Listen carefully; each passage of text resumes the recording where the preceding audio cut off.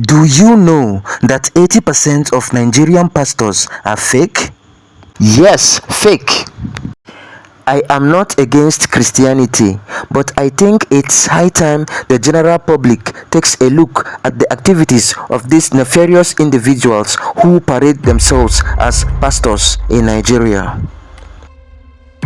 Let me remind you of the story of Mrs. Bose Olashunkami, the Nigerian woman who assisted multiple pastors in orchestrating fake miracles in churches across Nigeria. Mrs. Bose was born as a Muslim in western Nigeria many years ago. She was happily married and lived a normal, fulfilling life. Things started getting tough for her after the death of her husband because she was just a housewife with no formal education.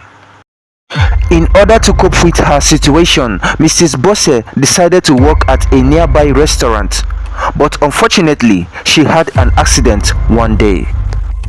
The motor accident was fatal, and that was what changed her life completely. She had an alaye female neighbor who understood the street format and tactics. You know, there is a saying, when there is a will, there must be a way. According to Mrs. Bose, it was her female neighbor who introduced her to the business of faking miracles in churches across Nigeria. Mrs. Bose was well aware that her right hand has been deformed permanently after the accident she had.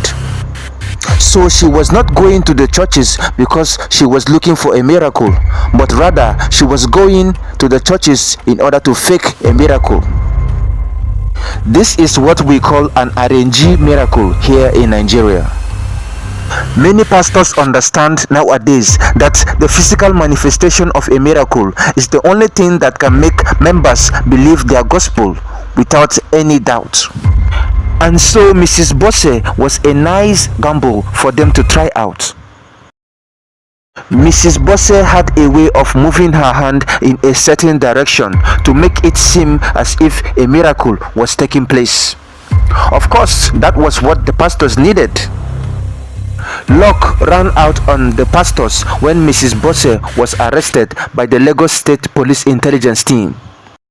It was later gathered that Mrs. Bose was usually paid 400,000 naira each time she performed such a fake miracle at a church. So the next time you go searching for a miracle, please ask yourself, is this real?